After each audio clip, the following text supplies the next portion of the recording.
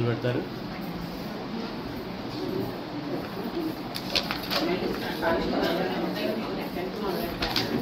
ఓం శ్రీ పరమాత్మనే నమః.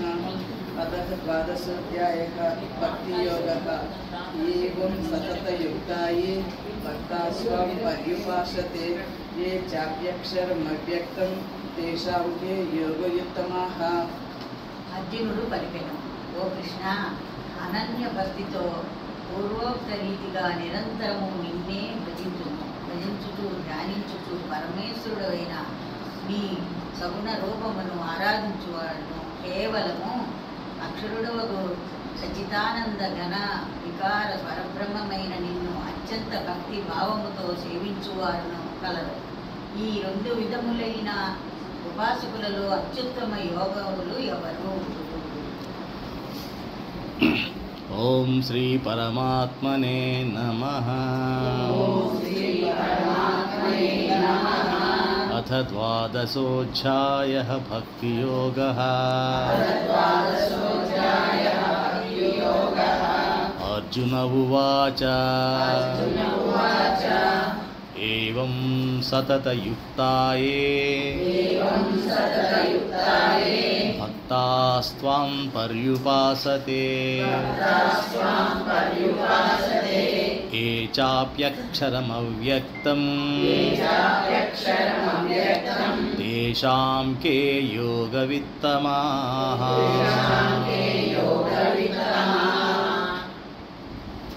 ఇప్పటి వరకు సాంఖ్య జ్ఞానం మొదలుకొని 2వ అధ్యాయంలో విశ్వరూప దర్శనం వరకు కూడా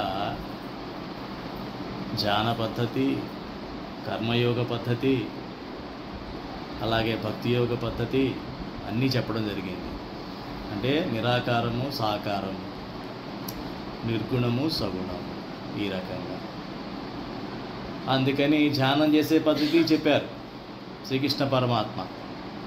ఎట్లాగా ఉచ్ఛ్వాస నిశ్వాసాలని నియంత్రించుకుంటూ ఈ భృకుటి మీద దృష్టిని నిలిపి శ్వాస మీద ధ్యాస పెట్టుకుంటూ అట్లా ధ్యానం చేయమని కూడా, నిరాకార బ్రహ్మ మీద చేయమని కూడా చెప్పారు.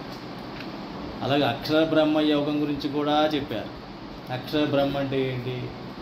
నిరాకారమే. కాకపోతే మనం ఈ సాంప్రదాయంలో అక్షర బ్రహ్మ అంటే సాకారుడే, ఆయన సేవకుడిగా ఉంటారని చెప్పడం జరిగింది. మొత్తం ఈ సృష్టి అంతా కూడా బ్రహ్మం అనుకో, దేనైతే మనం అంటామో అది అక్షర బ్రహ్మం. ధ్యానంలో చాలామంది ఆ అక్షర బ్రహ్మం నిరాకార రూపం మీద ధ్యానం చేస్తూ ఉంటారు. ఆ పద్ధతి చెప్పడం జరిగింది. ఆ తర్వాత అలాగా ఆయన విభూతులు చెప్తూ విశ్వరూప సదర్శనం చూపిస్తూ చివరికి చతుర్భుజ రూపంలో దర్శనం ఇచ్చాడు ఆయన. నువ్వెప్పుడూ నన్ను ఉపాసించేటువంటి దైవ రూపం ఏదైతే చతుర్భుజం ఉందో, చతుర్భుజాకారుడిగా నువ్వు భావిస్తూ వచ్చావో, ఆ దర్శనం నీకు ఇస్తున్నాను. అది కూడా ఎవరికి సాధ్యం కాదు. నీకున్న అర్హత బట్టి, నేను నాకు ప్రియమైన వాడివి కాబట్టి నేను నీకు ఆ దర్శనం ఇస్తున్నాను అని విశ్వరూప దర్శనంతో పాటుగా, విశ్వరూప దర్శనంలో భయపడుతున్నాడు కాబట్టి, ఒక రకమైనటువంటి భ్రాంతికి లోనవుతున్నాడు కాబట్టి, దాన్ని పూర్తిగా అవగాహన చేసుకోలేకపోతున్నాడు కాబట్టి, తనకి ఎప్పుడు కూడా అనుకూలంగా ఉన్నటువంటి చతుర్భుజ రూపంలో దర్శనం ఇచ్చాడు. అంటే ఇప్పుడు అర్జునుడికి చాలా కన్ఫ్యూజన్ వస్తుందన్నమాట. నువ్వు ధ్యాన పద్ధతి చెప్పావు, నిరాకారము చెప్పావు, సగుణాకారం చెప్పావు, సాకారము చెప్తున్నావు. నాకు అర్థమైంది ఏంటంటే 2 పద్ధతులు అయితే ఉన్నాయని తెలుస్తూ ఉంది. ఇందులో ఏది ఉత్తమమో నాకు ఇవ్వు అని చెప్పేసి, చెప్పు అని చెప్పేసి డైరెక్ట్గా క్వశ్చన్ అడిగాడు అర్జునుడు.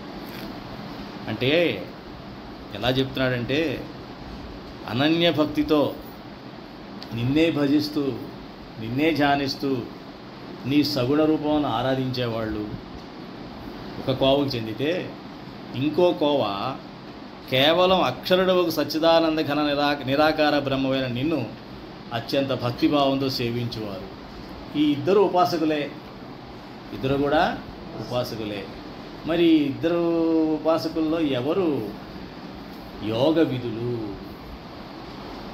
యోగ విధులు అంటే యోగం బాగా తెలిసిన వాళ్ళు ఎవరు అంటే, పరమాత్మతో ఉన్న యోగం. యోగం అంటే కలిసి ఉండడం. అందులో వీరిద్దరిలో వాళ్ళు ఎవరు ఆత్మవిత్ శోకం తరతి అంటారు ఉపదేశాలు. మన ఉపనిషత్తుల్లో శోకం తరతి ఆత్మవిత్ అని, అంటే ఆత్మజ్ఞానం తెలిసిన వాళ్ళకి శోకం దాటేసినట్టే.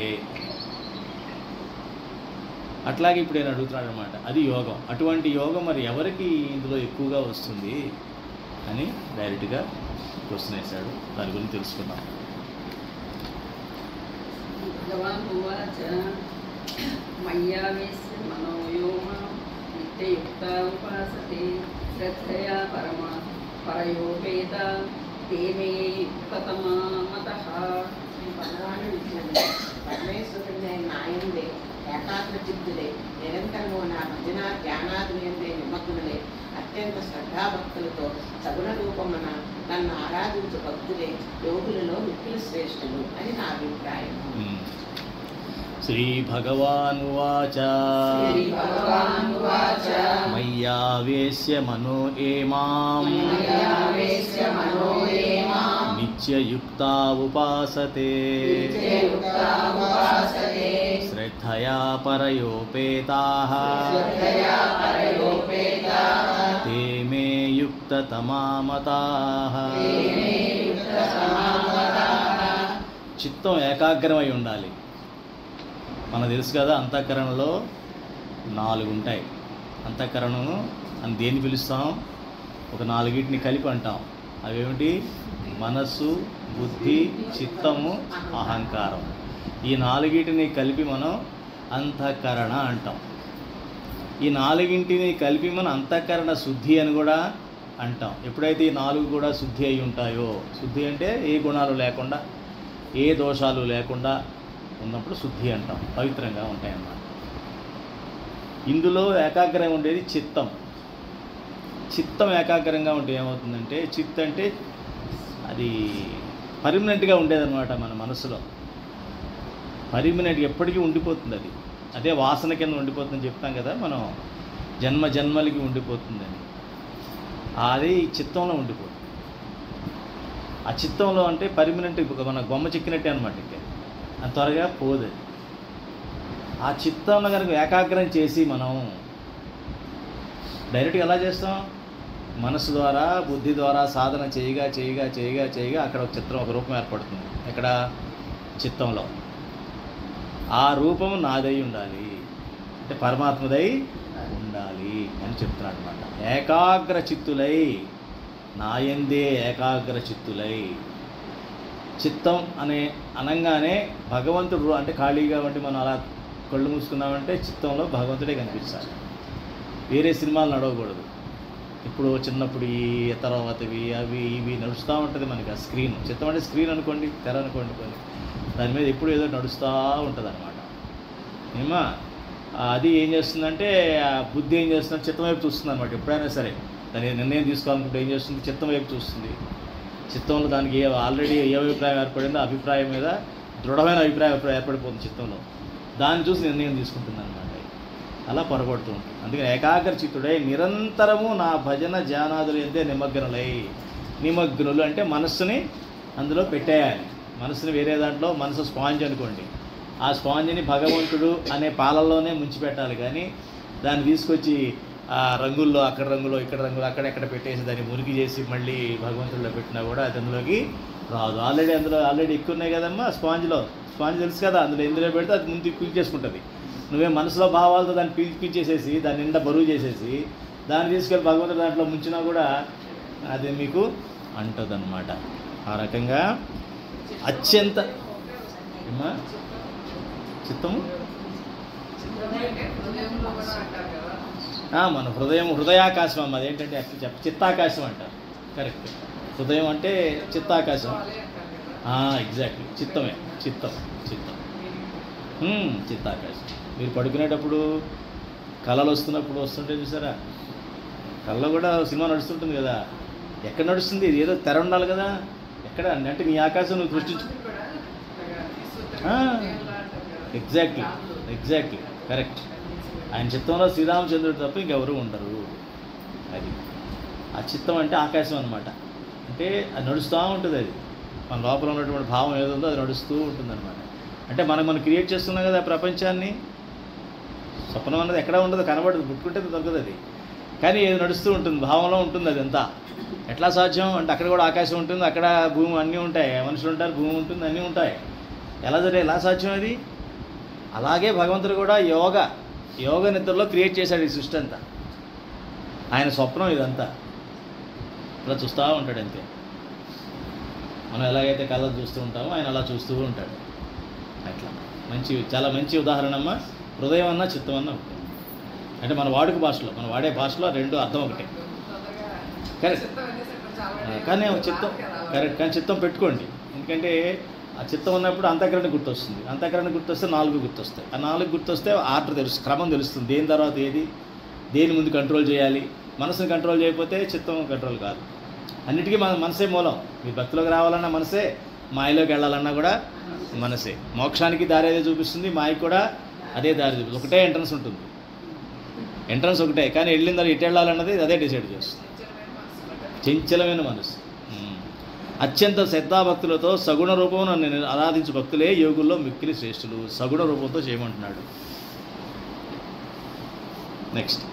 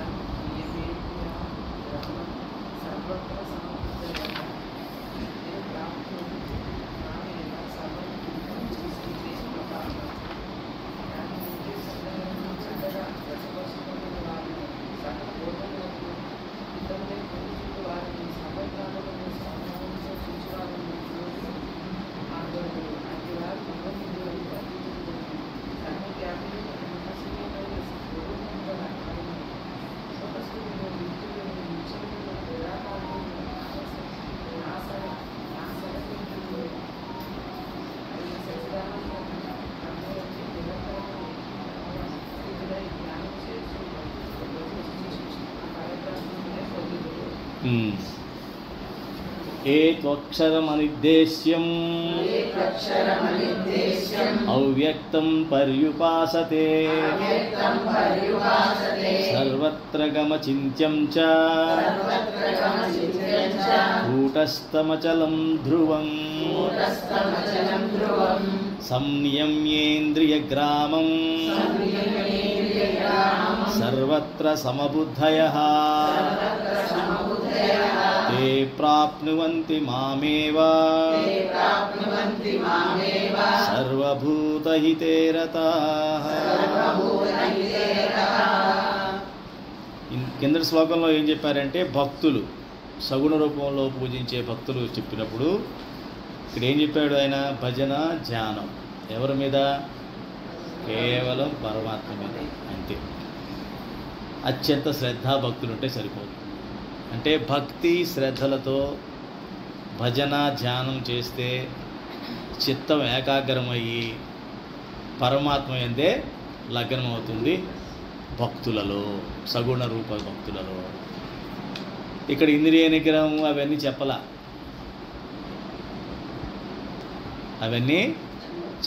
ఎందుకని? భక్తులకి ఎప్పుడైతే ఇలా ఈ వ్యవహారాల్లోనే ఉంటామో అవి ఆటోమేటిక్గా ఇంద్రియ నిగ్రహం అన్నీ కూడా వచ్చేస్తాయి.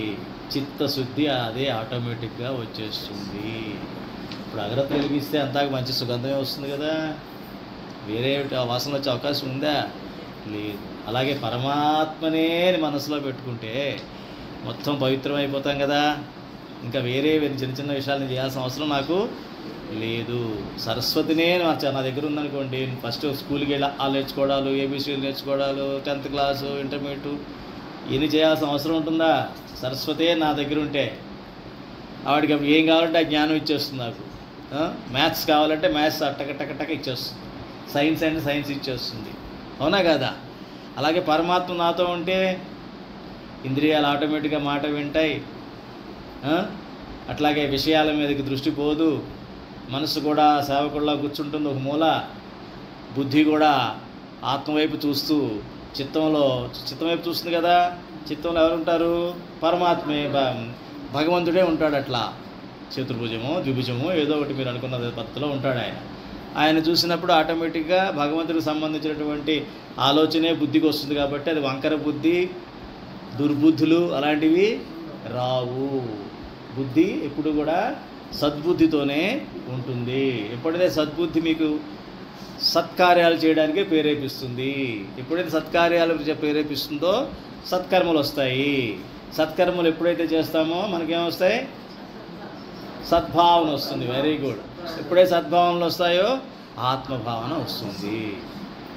అంటే ఇది చాలా ఈజీ అనమాట. అందుకే ఆయన చెప్పాడు, ఇది తర్వాత చెప్తాడు, ఇది సులభము అని చెప్తున్నాడు అనమాట.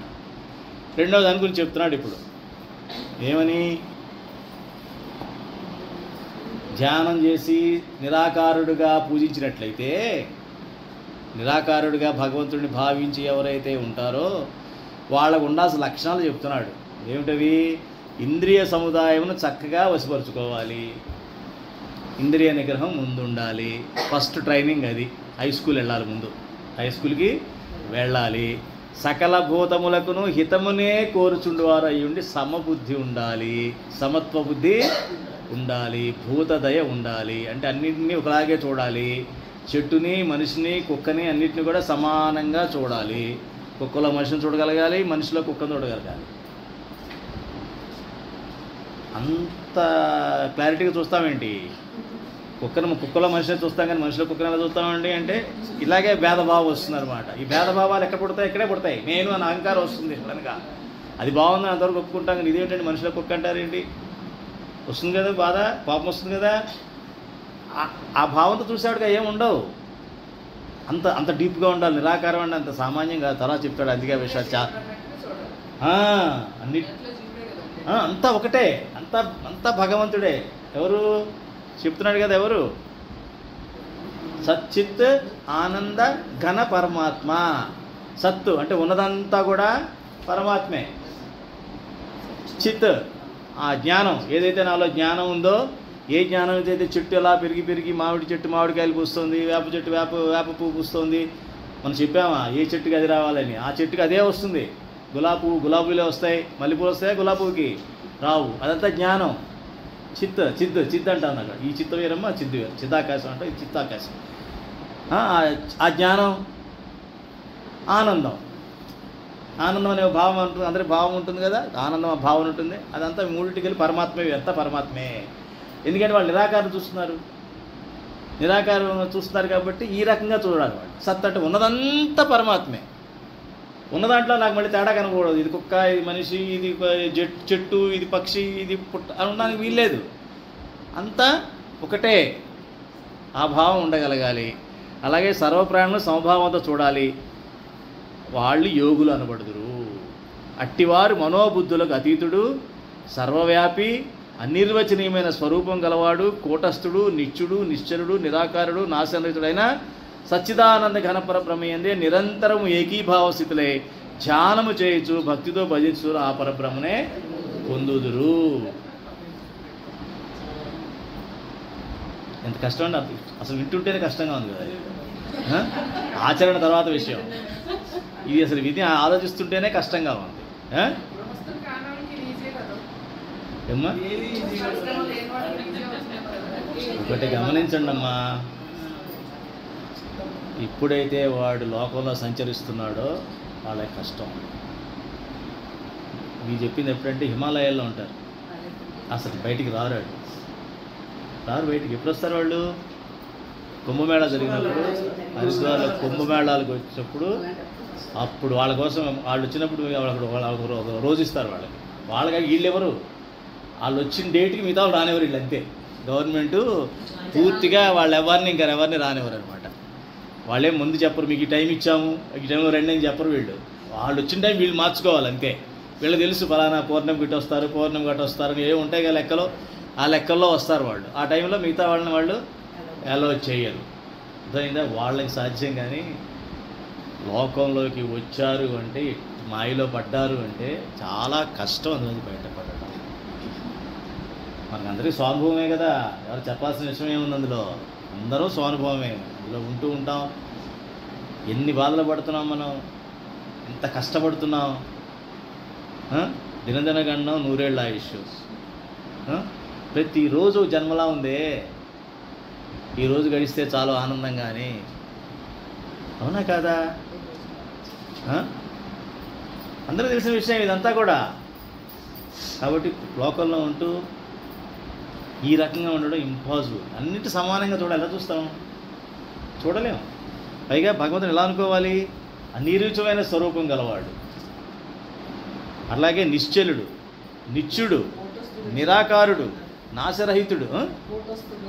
కూటస్థుడు అంటే అలా స్థిరంగా ఉండేవాడు అని, కదలకుండా. కూటస్థుడు అంటే ఒక నిశ్చలుడు అంటే నిశ్చలము అంటే చలనం అప్పుడప్పుడు రావచ్చు, కానీ నిశ్చలంగా ఉంటాడు. అంటే వాళ్ళ చలనం అనే గుణం ఉంటుంది కానీ చెలించడు. కూటస్థుడు అంటే అసలు చెలించడు, అలాగే ఉంటాడు, రాయిలాగా, స్తంభంలాగా ఉంటాడు అంతే. అది దానిలో చలనం రాదు కదా. ఇందులో కావాలంటే చలనం రావచ్చు, అప్పుడు చలనం వచ్చే గుణం ఉన్నా కూడా చలనం రాకుండా నిశ్చలుడుగా ఉంటాడు. చూసారా, అప్పుడప్పుడు మనం ఎక్కడైనా బయటకు పోతే అప్పుడప్పుడు మన తీర్థయాత్రలో గాంధీ బొమ్మ వేసుకుని నిలబడతాడు ఆడ, బొమ్మలాగా. ఇదంతా వెండి రాసేసుకొని తెల్లగా పెయింట్ వేసుకొని బొమ్మల స్టాచ్యూలాగా అలా నిలబడి పిల్లలంతా వచ్చా కర్రలు ఆగుతూ ఉంటారు, కదులుతారు, చూస్తూ ఉంటాడు. అది నిశ్చలుడు. వాడు కదలాలంటే, కానీ ఆ టైంలో కదలట్లా, అలా నిలబడి ఉంటాడు అనమాట.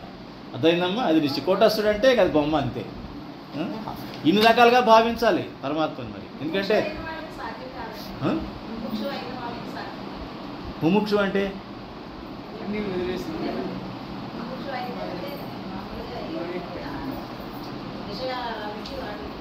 అంత డైరెక్ట్గా చెప్పగలగాలి సత్సంగంలో ఉన్నాడు. ముముక్షు అంటే ఏంటి?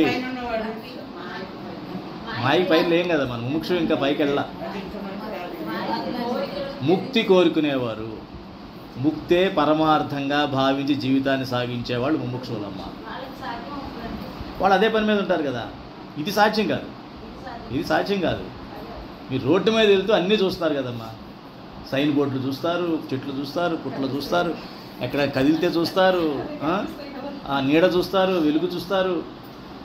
ఇవన్నీ లోన పిక్చర్ అయిపోతుంటాయి, రికార్డ్ అయిపోతుంటాయి. ఇంపాసిబుల్ ఉండడం. నిరాకారం ఎక్కడ చూస్తారు మీరు? ఇంపాసిబుల్. మనసులో ఆల్రెడీ మీరు మనసు ఆల్రెడీ దేని మీద వెళ్తుంది? విషయాలు చూస్తుంది కదా, విషయాలు చూసేసింది ఆల్రెడీ. ఎంత కష్టపడాలి మీరు దాన్ని? ముందు అటు బయటికి తోయాలా, చూసినన్నింటిని బయటికి తోయాలా. చూసింది ఎవరు? మీ కళ్ళే, కానీ చూడమన్నది ఎవరు? మనసు చెప్పిన పని మీరు చేసేసారు. మళ్ళీ రెండో పని అది కాదు, అవేం లేవులే తీసేస్తా. ఆల్రెడీ లోపలికి వెళ్ళిపోయినాయి. కష్టమైన సాధనమ్మా. సాధనతో కాదంటే ఏమీ లేదు, కానీ వాళ్ళు మౌనం వహించాలి, ఎక్కువ సమయం కళ్ళు మూసుకొని ఉండాలి, ఏమీ చూడకూడదు, రుచిగా ఇవన్నీ ఉండకూడదు, చాలా ఎక్కువ మాట్లాడకూడదు. మౌనం వహించాల్సిందే, పూర్తి మౌనం వహించాలి. చుట్టూ ఏం జరుగుతున్నా దానికి ఏం చలించకూడదు. అది అదే పని కాదు. వీళ్ళేదో ధ్యానం 2 గంటలు పెడతారు, పక్కకి పెట్టి కార్యక్రమం అంతా చేస్తారు. అందరినీ వాళ్ళ ధ్యానం కానీ మన ధ్యానంలో ఉండమంటారు.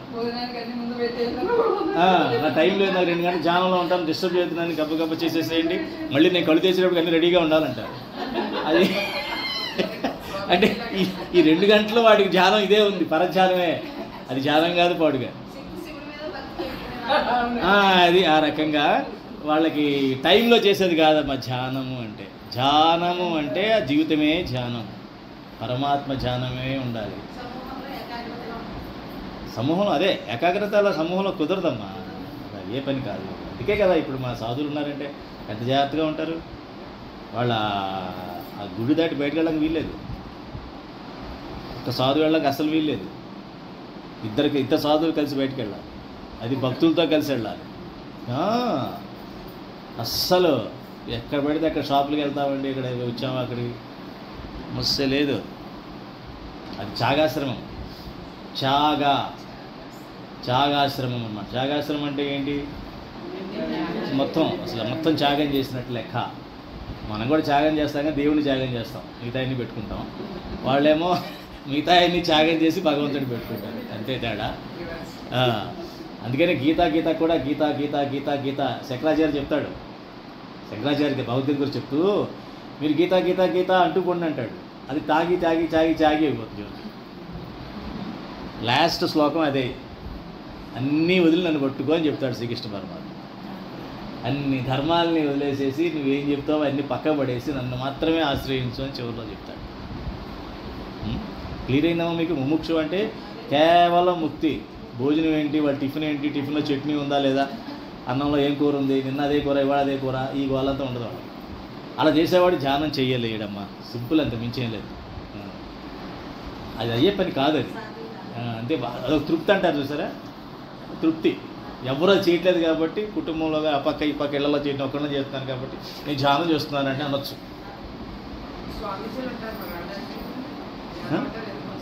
చాలా కష్టమమ్మా. మా స్వాములు చెప్తారు కదా, మాట్లాడారంటే ఎంతో శక్తి పోతుంది. మాట్లాడాము అంటే నీ గురించి ఆలోచించే మాట్లాడాలి కదా. నేను మీకు అర్థమయ్యేలా నేను మాట్లాడాలనుకుంటున్నాను కదా. నీకు అర్థమయ్యేలా మాట్లాడాలంటేనే అయిపోయింది. మీరు వచ్చేసారు కదా నా మైండ్లోకి. ఎవరి గురించి అయితే మాట్లాడాలో వాళ్ళు నా మైండ్లోకి వచ్చేసారు కదా. అంటే వాళ్ళకి అర్థమయ్యేలా చెప్పాలంటే ఎలా చెప్పాలి, ఇవన్నీ ఆలోచించుకోవాలి కదా. అందుకనే వాళ్ళ శక్తి సన్నగిలిపోతూ ఉంటుంది.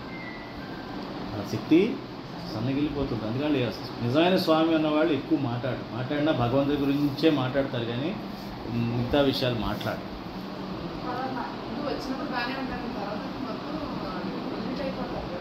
అయిపోతారమ్మా, చాలా కష్టం అది.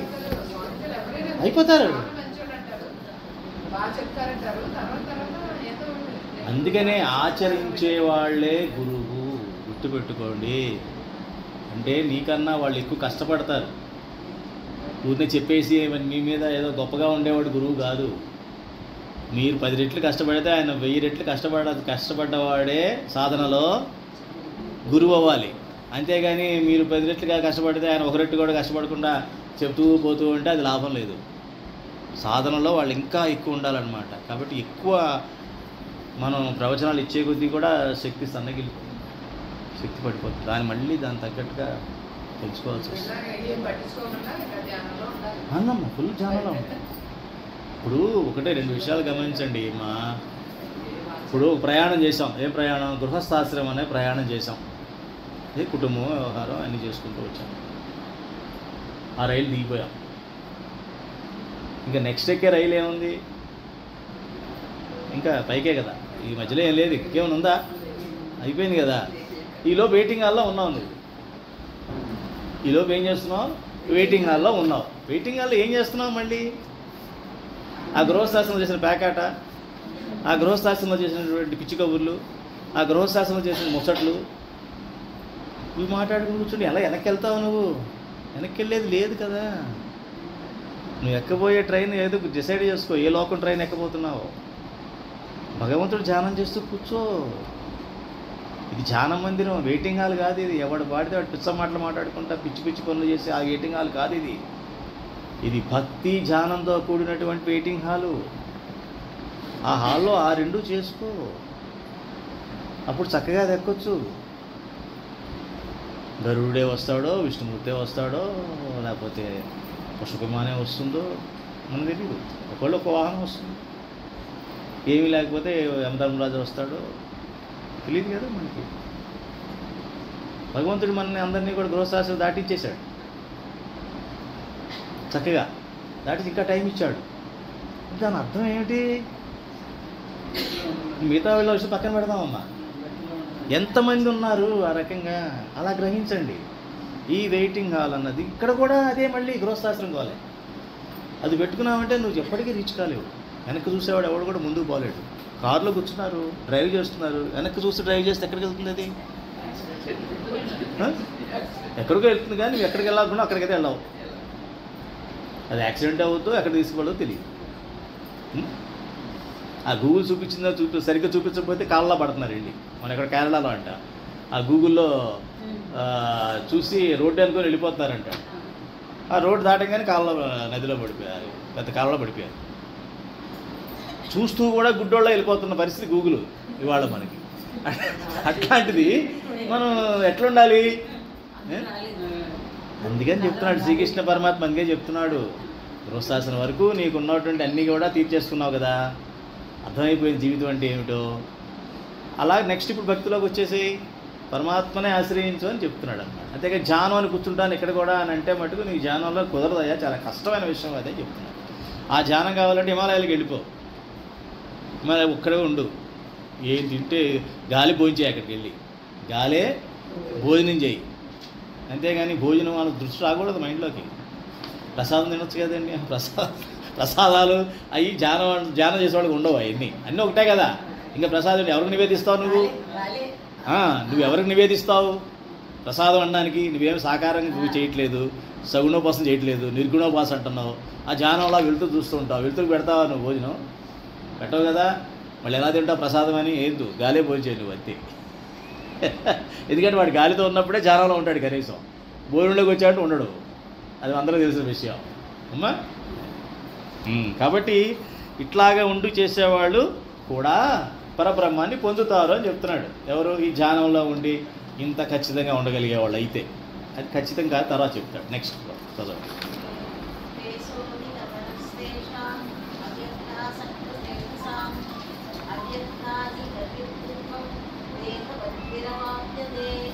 కానీ సచ్చిదానందంగా నిరాకార పరబ్రహ్మములకు అసంతచిత్తులైన వారు దాని ప్రాప్తి చేసే సాధన మిగిలి శ్రమతో కూడిన ఏలన దేశాభిమానులకు అవ్యక్త పరబ్రహ్మ ప్రాప్తి కష్టపరచని. క్లేశోధికతరస్తేషాం అవ్యక్తాసక్తచేతసాం అవ్యక్తా హి గతిర్దుఃఖం దేహవద్భిరవాప్యతే. కాబట్టి నిరాకార బ్రహ్మంలో ఆసక్త చిత్తులైన వారికి తత్ప్రాప్తికై చేయు సాధన మిక్కిలి శ్రమతో కూడినది. ఏలనన దేహాభిమానులకు అవ్యక్త పరబ్రహ్మ ప్రాప్తి కష్ట సాధ్యమే. తెల్లారు లేచి నేను ఈ దేహమే అనుకున్నవాడికి, ఈ దేహాన్నే ప్రేమించేవాడికి, నా దేహాన్నే అభిమానించేవాడికి దేహం లేనటువంటి నిరాకారుడిని పూజించడం అనేది చాలా కష్టమైనటువంటి విషయం అని శ్రీకృష్ణ పరమాత్మ స్వయంగా చెప్తున్నాడు. ఇప్పుడు మనకి ప్రతి 4 రోడ్లు దాటంగానే గుడి వస్తుంది. అయినా ఎంతమంది వెళ్తున్నారు గుడికి? గుడి అడుగడుగున గుళ్ళు ఉన్నాయి కదమ్మా, వెళ్ళదలుచుకుంటే ఎంతమంది గుడికి వెళ్తున్నారు? అంటే భక్తి మార్గంలో ఉన్నవాడే వెళ్ళట్లేదు ఆ గుళ్ళకి. ఈ నిరాకార ధ్యానం వాడు అసలు చేస్తాడా? అయ్యే పనే అది. ఇన్ని ఫెసిలిటీస్ ఉండి కూడా మనం గుడి పడుంటాడులే, దేవుడు ఎప్పుడన్నా పోవచ్చు. మార్కెట్లో అయిపోతాయి మామిడి పళ్ళు వచ్చి అయిపోయినాయి అంటే ముందు అక్కడ పోదాం, ఇది ఎప్పుడో పడుంటాడు. ఇప్పుడు మూసేస్తారు 8ంటికి, ఆ పొద్దున వస్తారు, ఏముందిలే మనం ఎడపోతాడు, ఉంటాడు అక్కడే. ఇది మనకున్న భావం.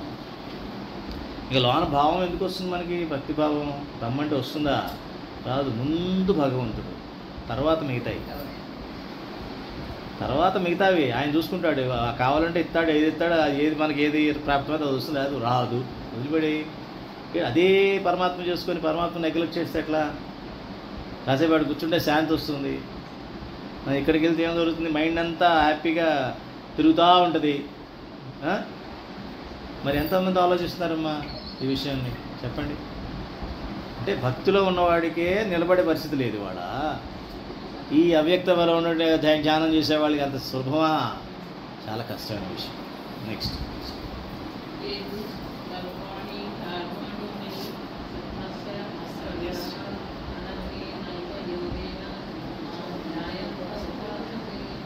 కానీ మధ్వరాయణులైన ఏ భక్తులు కర్మలన్నింటినీ న్యాయంగా అర్పించి నా సగుణ పరమేశ్వర రూపమనే అనన్య భక్తి యోగంతో సంతతం చింతన చేయించు చూడలేరు. ఇప్పుడు చెప్తున్నాడు. సరే, ధ్యానం గురించి ఏదో చెప్పావయ్యా కష్టమని. అలానే భక్తి ఎలాగో తెలియాలి కదా నీకు. సులభమైంది అది, ఇది సులభమని చెప్తున్నాను. సులభం అంటే ఏమిటి అని ఇవన్నీ చేయాలని చెప్తున్నాడు. ఏతు సర్వాణి కర్మాణి మయి సన్యస్య మత్పరాః అనన్యేనైవ యోగేన మాం ధ్యాయంత ఉపాసతే మత్పరాయణులైన ఏ భక్తులు కర్మలన్నింటినీ నాయందే అర్పించి కాయేన వాచ మనసేంద్రియైర్వే అనుకుంటూ సమర్పయామి అనుకుంటూ సకల కర్మలని ఎవరైతే నాయందే అర్పించి నా సగుణ పరమేశ్వర రూపమునే, ఆ రూపమే కళ్ళు మూసినా తెరిచినా ఇటు చూసినా అటు చూసినా ఆ రూపమే నా కళ్ళ ముందు ఫస్ట్ కనబడాలి. ఆ తర్వాతే మిగతా కనిపించాలి. నాకు ఈ రూపం కనిపించదు. గుడికి వెళ్ళాలంటే రూపం కనిపించాలంటే అక్కడ కూడా ఏమిటో తీర్థం మీద ప్రసాదం మీద ఉంటుంది. కష్టమండి అలా కనిపించడం కాదు. సకల కర్మలు ఆయనకే అర్పించాలి. గుడికి వెళుతున్నావు కరెక్టే. గుడికి వెళుతుంది కూడా నా కోసం కాదు, ఎవరి కోసం? అక్కడ కూడా కాయేన వాచ మనసేంద్రియైర్వా. నేను గుడికి వస్తుంది కూడా సమర్పయామి, నీకే సమర్పయామి. ఆ భావన ఉండాలి. వంట చేస్తున్నప్పుడు ఏ భావన ఉంటుందో గుడికి వెళ్ళినా కూడా అదే భావన. నేను కాబట్టి గుడికి వెళ్తున్నాను అని చెప్పేసేసి మళ్ళీ మొదలు మళ్ళీ అహం వచ్చిందంటే ఉపయోగం లేదు. అది చెప్తున్నాడు. సకల కర్మలని నాయందే అర్పించి నా సగుణ పరమేశ్వర రూపమునే అనన్య భక్తి యోగముతో సంతతము చింతన చేయుచు భజిస్తారు. సో భక్తి యోగం యొక్క లక్షణం చెప్తున్నాడు. నెంబర్ 1, కర్మలన్నిటినీ ఆయనకే అర్పించాలి. ఏమా ఆ పరమేశ్వర రూపాన్నే భక్తి శ్రద్ధలతో ధ్యానించాలి. ఎట్లా ధ్యానిస్తావో నీ ఇష్టం. భజనతో ధ్యానిస్తావో, కీర్తనతో ధ్యానిస్తావో, ధ్యానంతోనే ఆయన యొక్క ధ్యానం చేస్తావో, జపంతో ధ్యానిస్తావో, పూజతో ధ్యానిస్తావో నీ ఇష్టం. ఎప్పుడు కూడా ఆయన రూపమే నీకు ముందు కదలాడాలి. కళ్ళు మూయంగానే ఫస్ట్ ఆయన రూపం కనిపించాలి. కళ్ళు తెరవంగానే ముందు ఆయన రూపం కనిపించాలి. మనం చేస్తాం. పొద్దున్న లేవగానే దేవుడు కనబడే ఆయన మొహం, ఆయన ఫోటో చూసుకుంటాము. ఇలా రాత్రి లైట్ వేయగానే మళ్ళీ భగవంతుడి ఫోటో చూసుకుంటాము. పడుకునేటప్పుడు కూడా భగవంతుడి పడుకుంటాం. చేస్తాం, చెయ్యమని అట్లా ఎప్పుడు ఉండాలి. అది కళ్ళు తెరిచినా మూసినా, ఇప్పుడు కనురెప్ప పడిందంటే భగవంతుడు కనపడాలి. కనురెప్ప పైకి లేచిందంటే భగవంతుడు కనపడాలి ఫస్ట్. అప్పుడు బుద్ధి కుదురుగా కూర్చుంటుంది. అమ్మో వీడి ముందు భగవంతుడు చూశాడు, నా యజమాని చూశాడు ఈయన, ఇక నేనేం తోకాడిస్తాను, నా యజమానినే చూసేశాడు ఈయన, నా యజమానే ముందు మా యజమాని పిలుస్తున్నాడు ఈయన, ఇక నా వేషాలు ఎక్కడేస్తానని కుక్క అనుకుంటుంది. బుద్ధి అనే కుక్క అనుకుంటుంది. అందుకని ఎప్పుడు కూడా అలవాటైతే ఏమవుద్ది? ఇప్పుడు మిమ్మల్ని చూస్తున్నానమ్మా, నాకు పరమాత్మ కనిపిస్తుంది, అలవాటైపోతుంది. అలా అయిపోయింది. ఎందుకంటే కళ్ళు మూసినా తెరిచినా పరమాత్మే కనబడేది నేను చేసుకుంటే ఆ కళ్ళతోనే చూస్తాను అన్నీ. ఎప్పుడైతే ఆ కళ్ళతోనే మనం చూస్తూ ఉండో దోషం అన్నది ఇంకా తగిలే సమస్య లేదు. కానీ ఈ కళ్ళు ఎక్కడ పెడతాం? మనం తీసుకెళ్ళి ఓటీటీలో పెడతాం, ఇంటికి వెళ్ళాక, లేకపోతే వాట్సాప్లో పెడతాం న్యాచురల్గా. అప్పుడు మళ్ళీ దోషాలన్నీ భయంగా వచ్చేస్తాయి. అర్థమైందా? అమ్మో చాలాసేపు చూశానని చెప్పి వెంటనే కళ్ళు మూయాలి. వెంటనే కళ్ళు మూసుకోవాలి. కళ్ళు మూలగానే ఎవరు కనిపించాలి? అప్పుడు మళ్ళీ కళ్ళు తెరవాలి. పరమాత్మ. అది సాధన. అది సాధన. పంచేంద్రియాలని భగవంతుడి ముందు పూజ చేయాల్సింది పోయి పంచేంద్రియాలని ఓటీటీలో పెడుతున్నాం.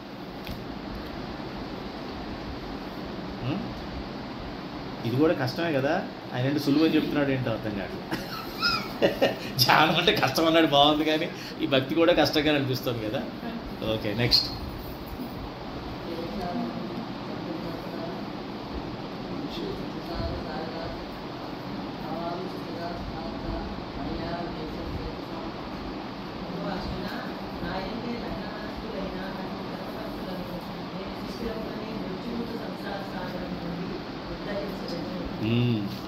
తేషామహం సముద్ధర్తా మృత్యు సంసార సాగరాత్ భవామి నచిరాత్ పార్థ మయ్యావేశిత చేతసాం. అది ఈ రకంగా నాయందే లగ్న మనస్కులైనట్టి పరమ భక్తులను నేను శీఘ్రముగానే మృత్యు సంసార సాగరం నుండి ఉద్ధరించేదను.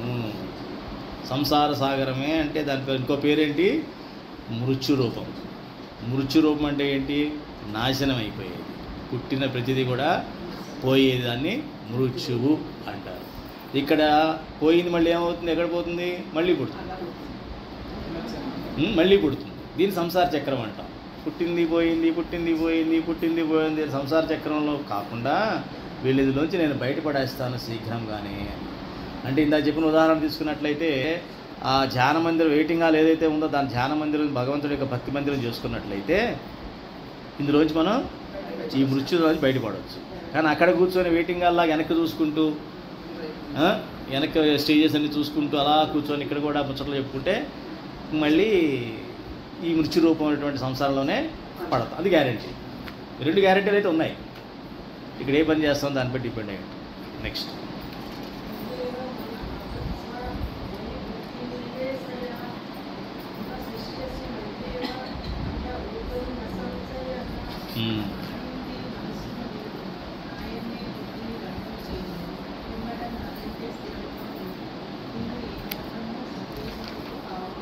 మయ్యేవ మన అధత్స్వా మయి బుద్ధిం నివేశయా నివశిష్యసి మయ్యేవ అత ఊర్ధ్వం న సంశయః.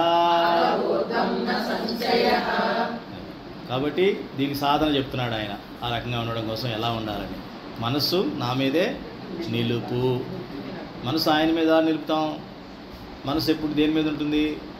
ఇంద్రియాల మీద ఉంటుంది. ఇంద్రియాల ద్వారా విషయాల మీద ఉంటుంది. అంటే ఆ విషయాలన్నీ కూడా భగవంతుడికి సంబంధించిన విషయాల మీదే పెట్టమని అర్థం. ఆ విషయాలను ఎలా ఉండాలి? భగవంతుడికి సంబంధించిన విషయాల మీదే పెట్టాలి ఇంద్రియాలని. అప్పుడు ఆటోమేటిక్గా మనసు కూడా లగ్నం అవుతుంది. నాయందే బుద్ధిని లగ్నం చేయము. బుద్ధిని అంటే ఏంటి? చిత్తంలో ఖాళీగా ఉండాలి. చిత్తంలో పరమాత్మే ఉండాలి ఎప్పుడు కూడా. ఎందుకంటే బుద్ధి ఎప్పుడు కూడా మనసు చెప్పింది వింటది. ఇదిగో మనసు ఫైల్ ఇస్తుంది దానికి. అది నిర్ణయం తీసుకోవాలి, ఏం చేయాలా వద్దా అన్నది. నిర్ణయం తీసుకున్నట్టు వెనక్కి చూస్తుంది, చిత్తంలో చూస్తుంది. చిత్తంలో మీ పాత అభిప్రాయాలు ఏవో ఉంటాయి. ఆ ముసలోళ్ళందరూ ఇంతే, ఆడవాళ్ళంతా ఇంతే, మగాళ్ళంతా ఇంతే, ఈ రోజులన్నీ ఇంతే, ఇండియా ఇంతే, లేకపోతే ఆ మతం వాళ్ళంతా ఇంతే, ఈ రకంగా ఆ గొప్ప వాళ్ళంతా ఇంతే, పేదవాళ్ళంతా, పిచ్చి పిచ్చి అభిప్రాయాలు చాలా ఉన్నాయి లోపల. స్టోరేజ్లో పెద్ద స్టోర్ హౌస్ ఉంది అక్కడ. దాన్ని బేస్ చేసుకొని అది టిక్కు పెడుతుంది అన్నమాట బుద్ధి. ఎందుకని చిత్తంలో ఉండిపోయింది మీ దగ్గర. డెసిషన్ మేకింగ్ అంతా అక్కడ చూస్తుంది వెనక్కి. అక్కడ ఫైల్ చూస్తుంది. ఫైల్ చూస్తే పనికి మళ్ళీ ఇవన్నీ ఉంటాయి. అందులో ఒకటి చూస్తే ఎస్ నువ్వు అనుకున్నది కరెక్ట్ టిక్ పెట్టంటుంది. అదే చిత్తంలో భగవంతుడు ఉంటే అమ్మో భగవంతుడు సత్యమే చేయమన్నాడు, భగవంతుడు ధర్మమే చేయమన్నాడు, భగవంతుడు నీతిగా ఉండమన్నాడు, భగవంతుడు భక్తిగా ఉండమన్నాడు. అది చిత్తంలో ఉన్నాయి అనుకో, పరమాత్మ నవ్వుతాడు కనిపించాడు అనుకో, అప్పుడు ఏమి పెడతావు? అధర్మ ఫైల్ వస్తే దీన్ని నో అని పెద్ద ఎర్ర లెటర్ తీసుకొని, ఎర్ర పెన్ను తీసుకొని పెద్ద కొడతాడు అనమాట. అంటే ధైర్యంగా కొడతాడు. ఇదేమిటో అందులో ₹1,00,00,000 లాభం ఉందిరా అంటుంది మనసు. ఇంత కలెక్ట్ చేసుకొచ్చాను విషయాల మీద, నీకేదో లాభం చేసి పెడతావు, నట్టు కొట్టి పెడతావేంటి అనమాట. నెమ్మది కొడితే నీకు డౌట్ అనమాట, ఏమో చూస్తాంలే అన్నట్టుగా. ఏమైనా అవకాశం ఉంటే మళ్ళీ టిక్కు పెట్టవచ్చు. నాట్ అప్రూవ్డ్ అంతా నోట్ అప్రూవ్డ్ చేసేయచ్చు కదా. నాట్ మా ఆఫీసులో జోకుండేది. వాళ్ళ ఫైల్ పెడితే నాట్ అప్రూవ్డ్ పెడతాడు వాడు. ఏంటి డబ్బులు రాకపోతే నాట్ అప్రూవ్డ్ అని. కానీ కింద వాడు వస్తాడు, మనసు ఉంటుంది, మనసు ఇంద్రియాలు ఉంటారు కదా, స్టాఫ్ ఉంటారు. ఆ ఇంద్రియాలు వస్తాడు బయటికి. ఏమిట్రా వచ్చావు సార్? అందినీయండి. అవునా? అప్పుడు నాటు దగ్గర ఈ పెడతాడు, నోట్ అప్రూవ్డ్. అట్లాంటి బుద్ధి ఉన్న వాళ్ళకి భగవంతుడు అందడు. అది చెప్తున్నాడు. అంటే బుద్ధిని నాయందే లగ్నం చేయి అని చెప్తున్నాడు. పిమ్మట నాయందే స్థిరంగా ఉంటావు. డెఫినెట్గా ఉంటావు నువ్వు. ఎందుకంటే దాన్ని సాధన చేసేస్తావు నువ్వు. చిత్తం నన్ను పెట్టుకొని చేస్తున్నావు కదా నువ్వు. కాయేన వాచా మనసేంద్రియాలు అంటున్నావు. ఎప్పుడైతే అన్నావు నీళ్ళు భయం వచ్చేస్తుంది. మనకి పరమాత్మ కనిపిస్తాడు పక్కన. ఎదవేషాలు వేయడం కుదరదు, వేయలేవు ఇంకా. అంటే నేను రక్షిస్తున్నాడు ఆయన. యాక్చువల్గా చెప్పాలంటే ముసలి నోట్లో ఒరే పులి నోట్లో తలబెడుతున్నావురా అని గుర్తు చేస్తాడు వాడు. అయిపోతుంది ఈ దెబ్బతో, మళ్ళీ నువ్వు వెనక రాలేవు, మళ్ళీ ఇక్కడే ఉండిపోతావు అని చెప్తాడనమాట. చెప్పి ఏమాత్రమో సందేహం లేదు, సందేహానికి తావు లేదు అని ఖచ్చితంగా చెప్తున్నాడు. ఎంత ఖచ్చితంగా చెప్పి ఫాలో అవడానికి ఇబ్బంది ఏముంది? అది నెక్స్ట్.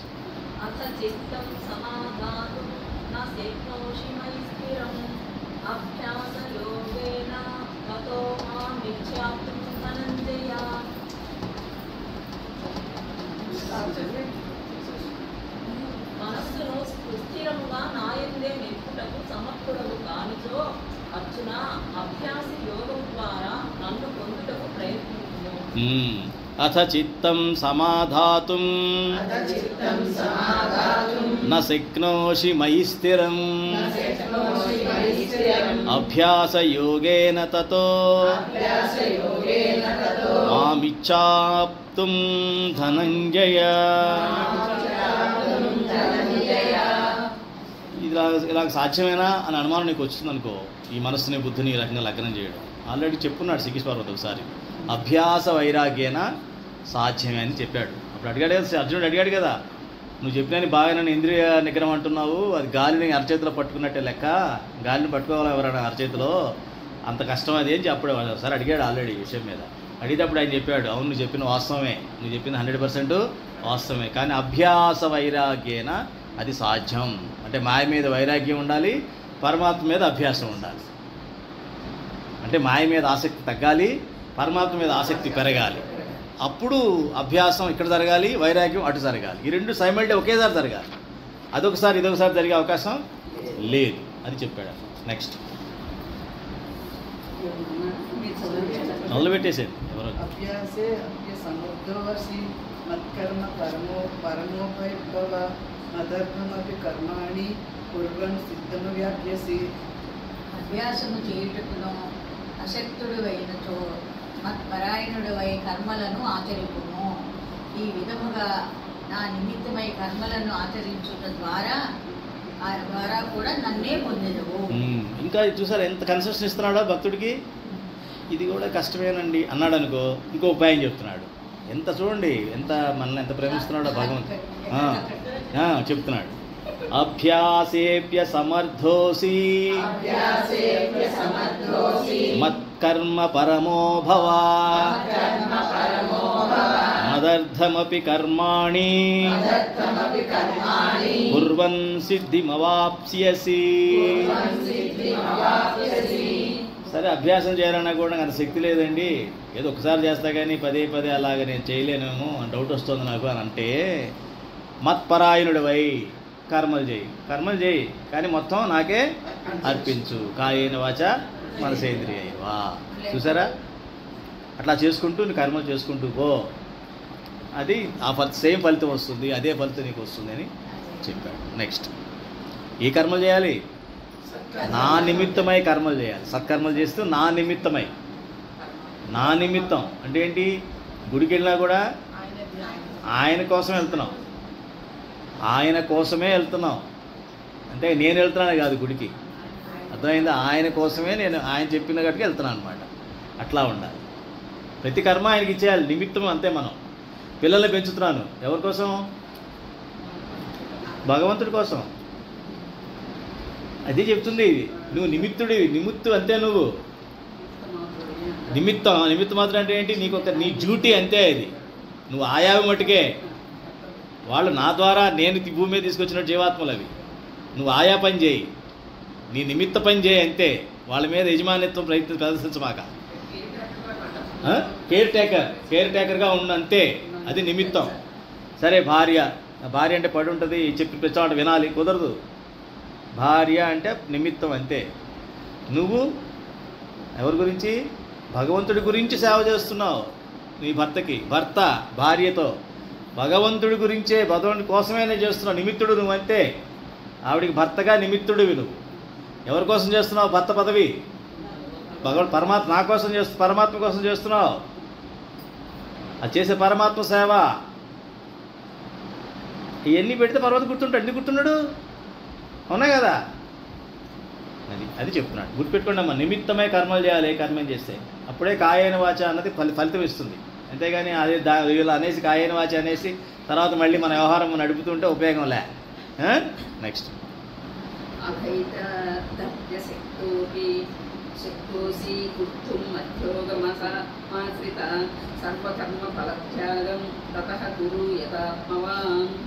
ప్రాప్తికేవలయు యోగమును ఆశ్రయించి సాధన చేయుటకును నీ వశస్థుడైనచో మనోబుద్ధేంద్రియాలను వశమనందు ఉంచుకుని సకల కర్మ పరములను త్యజించును. ఇంకా ఇస్తున్నాడు కన్సెషన్. భగవంతుడు అథైతదప్యశక్తోసి కర్తుం మజ్యోగమాశ్రితః సర్వకర్మఫలత్యాగం తతః కుర్యతాత్మవాన్. అయ్యా ఇంత ఆలోచించి కూడా చేయలేనేమో అని అంటే అప్పుడు ఏం చెప్పాడంటే కర్మ ఫలాలు నాకు ఇచ్చేయి,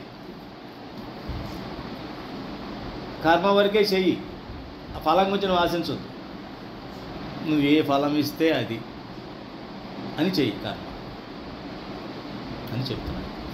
నెక్స్ట్ సకల కర్మ ఫలాలు కొన్ని కాదు, నాకు కావాల్సిన కొన్ని ఇచ్చి అని అలా కాదు.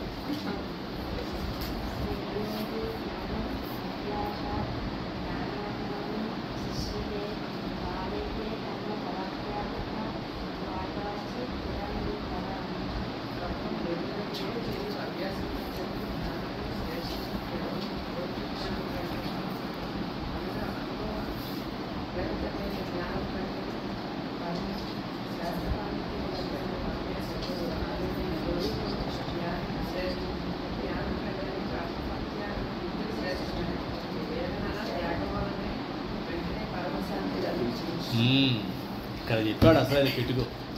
శ్రేయో హి జ్ఞానమభ్యాసాత్ జ్ఞానాధ్యానం విశిష్యతే ధ్యానాత్ కర్మఫలత్యాగః త్యాగాచ్ఛాంతిరనంతరం. నాయనా చాలామంది ఏమంటారంటే జ్ఞానం బెటరు అంటుంటారు. చాలామంది ఏం చెప్తారు, ఏం నక్కలేదండి, జ్ఞానం ఉంటే చాలండి, జ్ఞానయోగం చాలు అంటారు.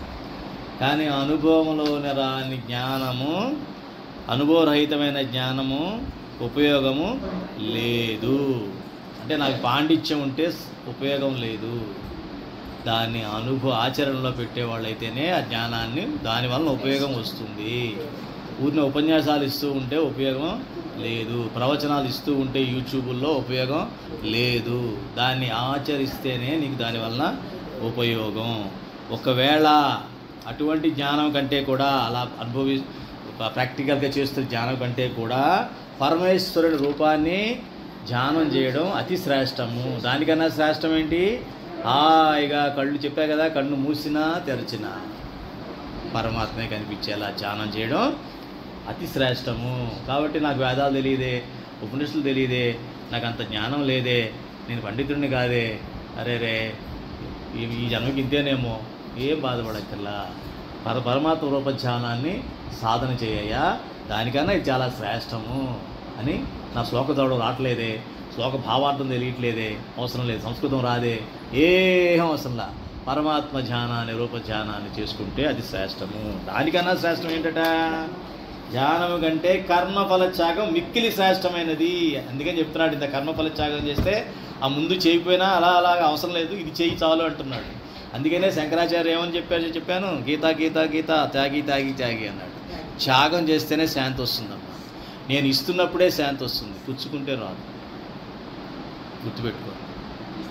అందుకనే మనకు ఫస్ట్ భగవంతుడు ఏం చెప్పాడు, మానవ జన్మలో నేను క్లాస్లో చెప్పాను, పంచయజ్ఞాలు చేయాలి. యజ్ఞం అంటే ఏంటి? త్యాగం, ఇచ్చేయడం అమ్మా. తపస్సు కూడా ఇచ్చేయడమే కదా, అన్నీ వదిలేస్తున్నావు కదా, నీకేమి టేస్ట్ ఉండదు, అది ఉండదు, నియమనిష్టలు, తపస్సు, దానము, యజ్ఞాలు అన్నీ ఇచ్చేయడమే, ఏది తీసుకోవడమే లేదు అక్కడ. అన్నీ దాని సమిధులన్నీ వేయడమే కదమ్మా. అన్నీ చేస్తే ఏం చేయాలి? యజ్ఞ ఫలం కూడా ఇచ్చేయాలి, అది మెయిన్. ఆ యజ్ఞ ఫలం కూడా నాది కాదు, పరమాత్మకే. సో ఎక్కడైతే త్యాగం ఉంటుందో అక్కడ మాత్రమే శాంతి ఉంటుంది. ఇవాళ పొద్దున్నే రాత్రి వరకు నేను ఏమి ఇవ్వలేదు, నేను మిగతా వాళ్ళకి ఏమి చేయలేదు, ఏమి త్యాగం చేయలేదు అంటే మీకు శాంతి ఉండే అవకాశం లేదు. బ్రహ్మాండమైన ఫార్ములా చెప్పాడు శ్రీకృష్ణ పరమాత్మ. అది కరెక్ట్ అమ్మా. శాంతి కావాలి అంటే ఇచ్చేసేయాలి. అంటే ఏంటి? నన్ను చూసి నవ్వలేదు వాళ్ళు, నువ్వు నవ్వు, నీ నవ్వు ముందు. ఎప్పుడు వాళ్ళు నాకేమి ఇవ్వలేదు, నువ్వు ఇవ్వు. కంప్లైంట్స్ ఎందుకు వస్తాయి? త్యాగం ఎక్కడుంటే అక్కడ శాంతి. అంతేనమ్మా. చాలా చాలా చాలా అంటే కర్మఫల త్యాగం ఇచ్చేయమన్నాడు. ఇప్పుడు మంచి సంకల్పంతో చూసి నవ్వామమ్మా, ఎదుటి పలకరిస్తూ, వాళ్ళు నవ్వలేదు, వదిలే, నీకెందుకు అనవసరం కదా, ఫలత్యాగం నాకు ఇచ్చి ఫలాన్ని త్యాగం చేసేసా, దానివల్ల ఫలం వస్తుంది, నవ్వామంటే కోపం వస్తుంది నీకు నవ్వకపోతే, అవునా కదా? లేకపోతే వీళ్ళు ఎక్స్పెక్ట్ చేస్తూ నవ్వుతావు, నవ్వచ్చా నవ్వకూడదా? ఇప్పుడు ఇలా చేశారు వాళ్ళు, ఎందుకు నవ్వాలి నేను? నవ్వను. ఆ దేవుడు దిగొచ్చినా నవ్వను. ఇంతే. ఇక్కడే దేవుడు రాడు, దిగడు, నీకోసం ఎందుకు వస్తాడు దేవుడు? ఇలాంటి వాడికి అసలు రాడు. ఆయన భక్తుల దగ్గరికి వెళ్ళడానికే టైం లేదు ఆయన భక్తుల దగ్గరికి వెళ్ళడానికే, అంటే అంతమంది ఉన్నారు భక్తులు, వాళ్ళకి దగ్గరికి వెళ్ళడానికి ఆయన టైం లేక పాప ఎప్పుడో ఒకసారి కనిపిస్తాడు దర్శనం. ఎన్నో జన్మలు తపస్సు చేస్తే ఒక్కసారి దర్శనం ఇస్తాడు భక్తులకే. ఈ భక్తులు కానివాడి కంటే దేవుడు దిగి వచ్చిన మానండి, మానకపోతే మారవాయా, అట్టాగే ఉండి ఎవడొద్దన్నాడు నీకోసం దేవుడు ఎందుకు వస్తాడు? నువ్వు భక్తుడవు ముందు, అప్పుడు చూద్దాం దేవుడు దిగి వస్తాడు లేదు. అది విషయం. నెక్స్ట్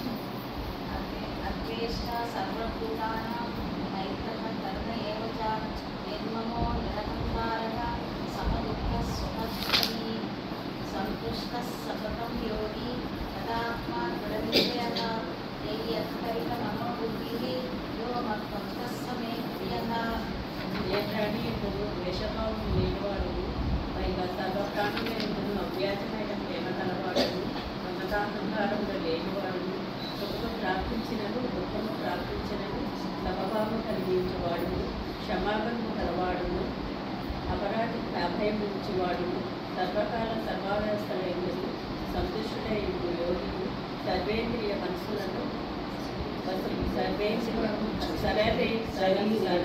శరీరేంద్రియ మనసులను పశువులందుకొని వాడు, నా ఎందు దృఢమైన నిశ్చయం కలవాడు అయి నాయనే మనోభూతులను అర్పణ చేసిన నా భక్తుడు నాకు ప్రియుడు. అద్వేష్టా సర్వభూతానాం మైత్రః కరుణ ఏవ చ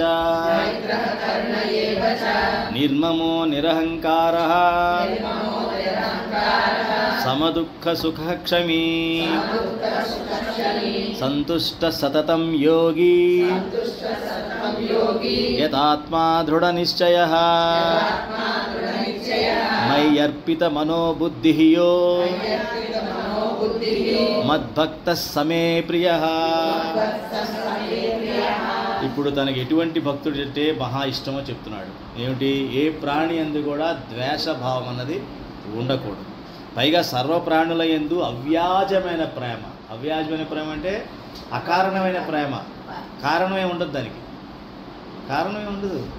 ప్రేమ, కరుణ, దయ ఉండాలన్నమాట. దయ, అట్లాగే మమత, అహంకారం లేనివాడు, విపరీతమైన రాగం కానీ విపరీతమైనటువంటి ద్వేషం కానీ లేనివాడు, సుఖం ప్రాప్తించినా దుఃఖం ప్రాప్తించినా సమభావం కలిగి ఉండేవాడు. ఏదైనా ఇచ్చిన ఆయనే కాబట్టి సమభావం కలవాడు, క్షమాగుణం కలవాడు, అంటే అపరాధికి అభయం ఇచ్చేవాడు, అపరాధికి అభయం ఇచ్చేవాడు, సర్వకాల సర్వావస్థల యందు సంతుష్టుడయుండు యోగి.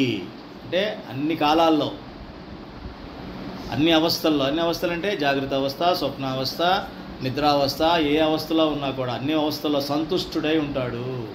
ఎప్పుడు కూడా సంతుష్టుడై, అమ్మ నిద్ర పడితే చాలురా బాబు, పగలంతా బోరుగా ఉంది, అన్ని మెలుకుగా ఉన్నప్పుడు అంతా కష్టాలే, నిద్రపోయి హాయిగా పడుకుంటే ఎన్ని కష్టాలు మర్చిపోవచ్చు అని అందులో సుఖం చూసి ఇందులోనే దుఃఖం చూడడం, మెలుకుగా ఉన్నప్పుడేమో దుఃఖాన్ని చూడడం, అప్పుడేమో అమ్మయ్య అని పడుకోవడం. అది ఉండదు అనమాట. భక్తుడు అన్నవాడు అప్పుడు ఇదే కళ అనుకుంటే పోలా చెప్తాడు భగవంతుడు. ఒకసారి చెప్తాడు ఒక దగ్గర, అక్కడ విన్నాను. ఇదే కళ అయితే ఈ పగల జరుగుతున్నటువంటి జీవితమే కళ అనుకో, నీకే ప్రాబ్లం ఉండదు, అంతే కదా, అట్లా అనుకోమంటారు. అలాగే శరీర ఇంద్రియ మనస్సులను వశంలో ఉంచుకునేవాడు నా వల్ల కాదని అనకూడదు. ఏది కూడా నా వల్లే అవుతుంది అనాలి. నేను చెప్పాను అనుకో, శరీరాన్ని ఇంద్రియాలను వశపరచుకోండి అంటే మా వల్ల కాదండి అంటే ఏం చేయలేడు, ఎవడేం చేయలేడు, నీ వల్లే అవుతుంది. ఎప్పుడు జరుగుతుంది? భగవంతుడికి అర్పించినప్పుడు. భగవంతుడికి అర్పించి నేను నాలో శక్తి లేదు, ఇంద్రియాలు కూడా కంట్రోల్ చేసుకోలేను, నాలో ఆ శక్తి లేదు, భగవంతుడు నువ్వే నాకు ఆ శక్తి నువ్వు అంటే ఇస్తాడు. ఆయన దగ్గర బోల్డ్ అంత ఉంది, అడిగేవాడు లేరైతే. అవునా? నా ఎందు దృఢమైన నిశ్చయం గలవాడు, అది నా ఎందు దృఢమైన నిశ్చయం ఉండాలి. పక్కన ఇటు 10 మంది నాస్తికులు ఇటు 10 మంది అద్వైతిష్టులు కూర్చొని ఏ జ్ఞానం ఉంటే చాలండి అయ్యలేదు ఇవన్నీ రామాయణం ఇవన్నీ పుక్కిటి పురాణాలు భారతం ఇవన్నీ ఊరినే కథల కింద రాశారు అంతే, దేవుడా ఉన్నానా ఏం లేవు అని ఇటు 10 మంది కూర్చోగానే నీకు డౌట్ వచ్చేస్తుంది అనుకో, నిజమేనేమో ఈయన బాగానే ఉండే ఆయనే బాగున్నాడు, నాకన్నా డబ్బులు ఎక్కువ వీరికి ఉన్నాయి, నాకన్నా బిల్డింగ్ లీవ్కి ఎక్కువ ఉన్నాయి, నాకన్నా ఈ దేశాలు ఎక్కువ తిరిగాడు, నాకన్నా ఈ దగ్గర డబ్బులు ఎక్కువ ఉన్నాయి బ్యాంకులో, అబ్బో నాకన్నా చాలా గొప్పవాడు అని నువ్వు ఎప్పుడైతే అనుకుంటావో నీ యొక్క పరమాత్మ పట్టి ఏలాడుతున్నాను కానీ ఏదో పరమాత్మ లేకపోయినా ఆనందంగానే ఉన్నారు.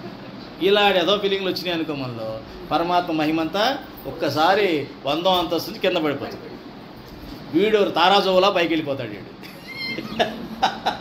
అర్థమైందమ్మా? అందుకనే సత్సంగం అంటే అర్థం అది కుసంగం అంటారు దాన్ని, అది చాలా మన మీద ప్రభావం చూపిస్తుంది. అందుకని కుసంగంలో ఎక్కువసేపు మనం టైం పెట్టకూడదు. అవకాశం ఉంది, మనసు కదా అది, పిచ్చి మనసు, అది పాత మళ్ళీ వెనక్కి వెళ్ళిపోతుంది కదా, వెనక్కి చూసుకుంటూ ఉంటుంది, ఎన్ని మహిమ మార్చేసుకుంటుంది, మహిమ యొక్క కార్డు ఇటు మార్చేస్తుంది అనమాట. ఇప్పటివరకు భగవంతుడి మహిమతో కూర్చుంటుంది, ఆ మహిమ నెమ్మదిగా మనం ఎలా జారిపోతే వెళ్ళిపోతుంటుంది అటు, ఇదేంటి మహిమ ఇక్కడ ఉండాలి అక్కడ పోయింది అనిపిస్తుంది అన్నమాట. అర్థమైందమ్మా? అందుకే జాగ్రత్తగా ఉండాలి. అటువంటి భక్తుడే నాకు ప్రియుడు. నెక్స్ట్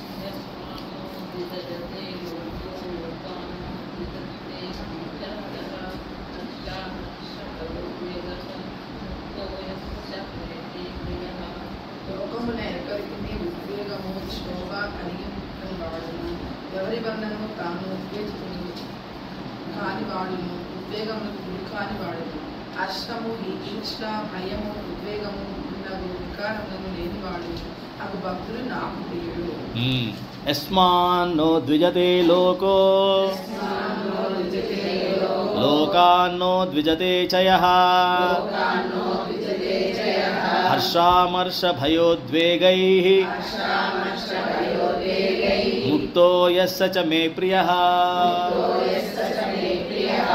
అంటే మన వలన ఇంకోళ్ళు ఎవరికి క్షోభ కలిగించకూడదు, ఇంకోళ్ళ వలన మనం క్షోభ పడకూడదు. మొదటిది ఓకే, సత్సంగం కాబట్టి, సత్సంగంలో ఉన్నాం కాబట్టి అర్థం చేసుకుంటాం, మనం ఎవరికి క్షోభ కలిగించకూడదు అనుకుంటాం. రెండోది ఓకే కాదు, రెండోది మనకి ఎలాగో క్షోభ కలిగిస్తారు వాళ్ళు, నువ్వు వద్దు అంటే బయట పరిస్థితి చెప్తున్నానమ్మా, కాదు కదా, కాదు కాబట్టి ఈ రెండో కష్టం అన్న, రెండోది ప్రాక్టీస్ సాధన కొంచెం కష్టం, కానీ అది ఉండాలని చెప్తున్నాడు. ఎదుటి వాళ్ళు మనకు క్షోభ పెట్టినా కూడా మనం పడకూడదు, మనం ఆ క్షోభని పడకూడదు అని చెప్తున్నాడు. హర్షము ఈర్ష్య భయము ఉద్వేగము ఎన్ని వికారాలే అంటున్నాడు. అదేంటండి ఆనందపడితే వికారం ఏంటి, అది కూడా వికారమే, అది కూడా వికారమే. సో ఈర్ష్య అంటే వికారం మనకు తెలుసు, భయం అంటే వికారం అని తెలుసు, ఉద్వేగం కోపం ఇలాంటివన్నీ మనకు వికారాలని తెలుసు మనకి. హర్షం కూడా వికారమే,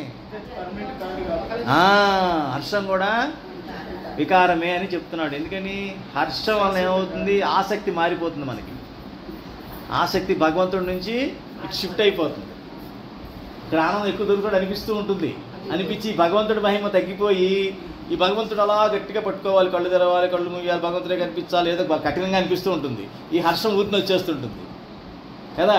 అప్పుడు ఏం చేస్తుంది మనసు, పిచ్చాడా మహిమ ఇక్కడ ఉందిరా, అటు చూస్తావేంటి, కళ్ళు మూసుకుని కళ్ళు తెరమని మీ గురువుగారు చెప్తే బట్టి అంత ఫాలో అయిపోతావేంటి, అంత లేదు, చక్కగా బోళ్ళ హర్షం ఉందిరా, ఇక్కడ కిటీ పార్టీలో బోళ్ళ హర్షం ఉంటుంది, లేకపోతే ప్యాకాట్లో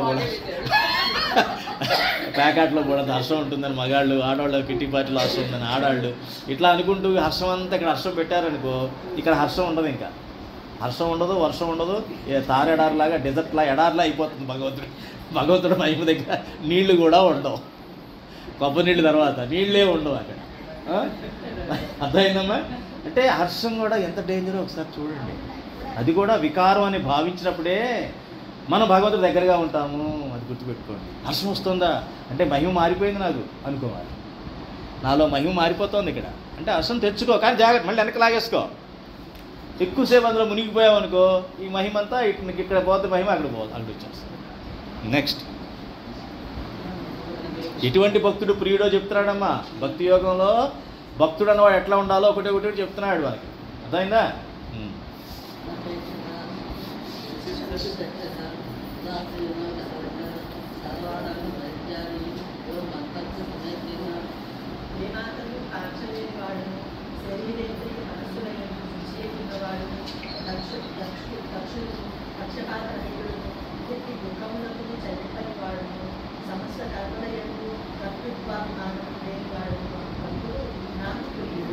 ఇంకో లక్షణం చెప్తున్నాడు, ఇది కూడా చాలా ఇంపార్టెంట్. అనపేక్ష శుచిర్దక్ష ఉదాసీనో గతవ్యథ సర్వారంభ పరిత్యాగీయో మద్భక్తః సమే ప్రియః. జాగ్రత్తగా అబ్జర్వ్ చేయండి అమ్మా. ఏ మాత్రము కాంక్ష లేనివాడు. కాంక్ష అంటే విపరీతమైన కోరిక. కోరిక ఉండొచ్చు, చిన్న చిన్న కోరికలు ఉండొచ్చు, కానీ కాంక్ష ఉండకూడదు. శరీరము, ఇంద్రియము, మనస్సులు శుచిగా ఉండాలి. శరీరము, ఇంద్రియాలు, మనస్సు కూడా శుచిగా ఉండాలి. అంటే దోషాలు ఉండకూడదు, మనోదోషాలు ఉండకూడదు, ఇంద్రియ దోషాలు ఉండకూడదు. అప్పుడు మనకి అది దివ్యంగా ఉంటాయి. శుచి అయి ఉన్నవాడు దక్షుడు. దక్షుడు అంటే ధర్మానికి నిలబడేవాడు. ఏమైనా కానీ ధర్మానికి నిలబడతా, నేను దక్షుడను.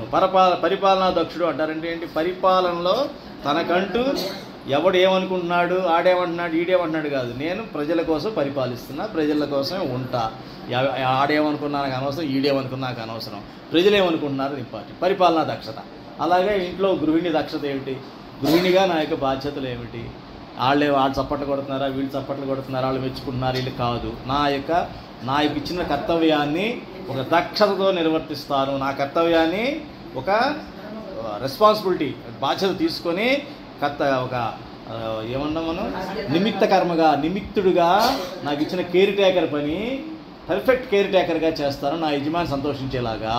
యజమాని ఎవరిక్కడ? పరమాత్మ. పరమాత్మ సంతోషిస్తున్నాడు చెప్తున్నాడు. నువ్వు ఇలా ఉండే నేను సంతోషిస్తాను నువ్వు అంటే అంటున్నాడు. అలాగే పక్షపాత రహితుడు. వీళ్ళు మా వాళ్ళేనండి, వాళ్ళు కాదండి. ఇక అక్కడే మొదలవుద్ది. ఇక పక్షపాత రహితుడుగా ఉండాలి. ఏమి కాదు, ధర్మమా కాదా, మంచా కాదా, మంచుడుందా మంచుందా, నేను పవిత్రంగా ఆలోచిస్తున్నానా లేదా, అపవిత్రంగా ఆలోచిస్తే వాడి అపవిత్రం నాకు అంటుకుంటుంది. రేపొద్దున పైకి వెళ్ళిన తర్వాత అదేంటి మాస్టర్ అన్నీ మంచి చేసి ఎవడ చేశారో నువ్వు చేసినప్పుడు ఎవరిని ఆలోచించా? ఆడి వల్ల రేపు పని ఉంటుందని చెప్పి మనోడని చెప్పి వాడు చేసావు. నువ్వు ఎంత స్వార్థం ఉంది నీ ఆలోచనలో. ఇవాళ నాతో పని ఉంది, ఆడికి నేను పని చేసి పెడతాను, రేపు వాడికి నాకు పని ఉంటుంది, రేపు చేసి పెడతాడు. నువ్వు చేసింది వ్యాపారం, నువ్వేమి భక్తి ఏం చేయలేదు ఇక్కడ. ఇట్లా అక్కడికి వెళ్ళా జడ్జిమెంట్ అక్కడ తెలుస్తుంది మనకి బాధ అంతాను. అర్థమైందమ్మా? కాబట్టి పక్షపాత రహితంగా ఉండాలి. ఎట్టి దుఃఖాలకి చెల్లింపనివాడు. ఇది చాలా కష్టమైన విషయం. దుఃఖాలకి చెల్లించకపోవడం అనేది జరగదు, కష్టం. ఎన్ని జన్మలకైనా అది రావాలి. అది వస్తేనే భగవంతుడు మనకి ఇస్తాడు. మనకి ఇంకా సాధన చాలా కష్టమైన విషయం ఇదొకటి. ఎట్టి దుఃఖాలకి చెల్లించినవాడు అన్నది చాలా కష్టమైనటువంటి సాధన, కానీ తప్పదు. సమస్త కర్మల యందు కర్తృత్వ అభిమానాలు లేనివాడు. అంటే నిమిత్తుడిగా చేయాలి తప్ప దాని మీద అభిమానం ఉండకూడదు. చేసే పని మీద అభిమానం అన్నది ఉండకూడదు. చాలామంది రిటైర్ అయ్యాక ఏమంటారంటే, అబ్బాయి నేను చాలా బాగా చేశానంటే అప్పుడు నేను వెళ్ళిపోయి పాడైపోయిందని అంటాడు. అక్కడే నేను ఉన్నప్పుడు చాలా బాగుండేదండి ఆఫీసు లేదా వ్యాపారం, కానీ నేను ఉన్నప్పుడు బాగా చేశానండి, బయటికి వెళ్ళాక పాడైపోయింది అని అనుకుంటూ ఉంటాం కదా. మరి అవన్నీ అనుకోకూడదు. అభిమానం అంటారు దాన్ని. అభిమానం అన్నది ఇంకా వదిలేసి కర్తవ్యంగానే దాన్ని నిర్వర్తించాలి. ఇటువంటి వాడైన భక్తుడు నాకు ప్రియుడు. నెక్స్ట్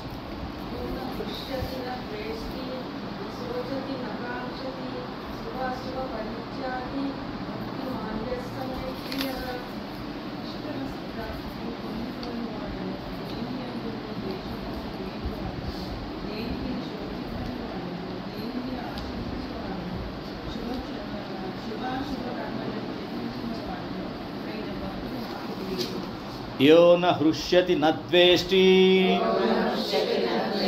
న శోచతి న కాంక్షతి శుభాశుభ పరిత్యాగి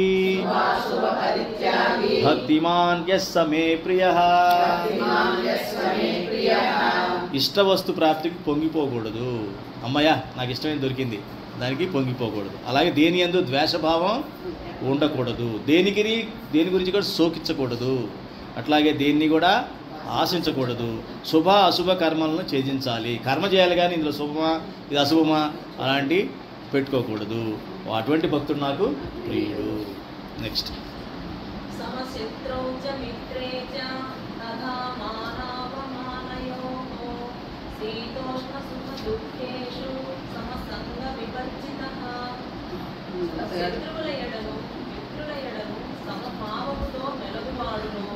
మానవమానములు శీతోష్ణములు సుఖ దుఃఖములు మొదలగు బంధములను సమానముగా స్వీకరించువాడును ఆసక్తి రహితుడును.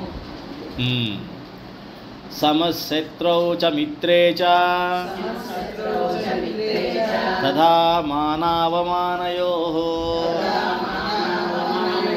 శీతోష్ణ సుఖ దుఃఖేషు సమసంగ వివర్జితః. శత్రువుల ఎడను మిత్రుల ఎడను సమభావంతో ఉండాలి. మానము అవమానం, అభిమానము అవమానం రెండిట్లో కూడా సమంగా చూసుకోవాలి. శీతలము ఉష్ణం కూడా సమంగా తీసుకోవాలి. సుఖాన్ని దుఃఖాన్ని కూడా సమానంగా తీసుకొని ఈ ద్వంద్వాలు అంటారు. ద్వంద్వాలు అంటే ఏంటంటే ఎలాగైతే ఒక కాయిన్కి బొమ్మ బొస్సు రెండు ఉంటాయో కలిసే ఉంటాయి. రెండు వైపులు లేకుండా ఒక కాయిన్ ఉండదు. ఉంటుందా? నాణ్యం ఉంటుందా? ఒక నాణ్యం ఉందంటే దానికి రెండు వైపులు ఉండాల్సిందే. ఒకటి బొమ్మ ఒక పక్క, బొరుసు ఒక పక్కన ఉండాల్సిందే. అలాగే మానవ జీవితంలో కూడా దుఃఖం ఉంటుంది, సంతోషం ఉంటుంది, అవమానం ఉంటుంది, అభిమానం ఉంటుంది, రాగం ఉంటుంది, ద్వేషం ఉంటుంది. అలాగే శత్రువు ఉంటాడు, మిత్రుడు ఉంటాడు. వీళ్ళందరూ ఉంటారు, సహజం అది. కానీ అందరి ఎడలా నా భావం మారకూడదు. నా భావం మారకుండా ఉండాలంటే ఏంటి అనమాట?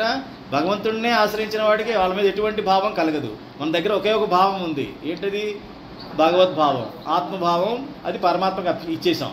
ఇంకా వేరే భావాలు రాకూడదు. ఇంకా నా దగ్గర ఒకటే భావం ఉందండి, అది పరమాత్మకి ఇచ్చేసాను, ఇంకేం చేయలేను, ఏం భావం రావట్లేదండి. బెస్ట్, దాన్ని మించింది లేదు. అదే కావాల్సింది కూడా అదే అని చెప్తున్నాడు. ఏమమ్మా? సుఖానికి ఒక భావం, దుఃఖానికి ఒక భావం, అవమానానికి ఒక భావం, అభిమానానికి ఒక భావం. ఈ భావాలు ఉండకూడదు. నీ నిమిత్తం పని ఇచ్చాడు భగవంతుడు, ఇచ్చింది భగవంతుడే, చేయిస్తున్న శక్తి ఆయనదే, చేస్తున్నాను, అయిపోయింది, లేచి వెళ్ళిపోవాలి అక్కడి నుంచి. చప్పట్లు కొట్టారా లేదా, వీళ్ళకి సన్మానం చేశారా, ఇవన్నీ చూడకూడదు. నాకు ఇచ్చిన పని చేసేసాను, అక్కడ లేచి వెళ్ళిపోవాలి.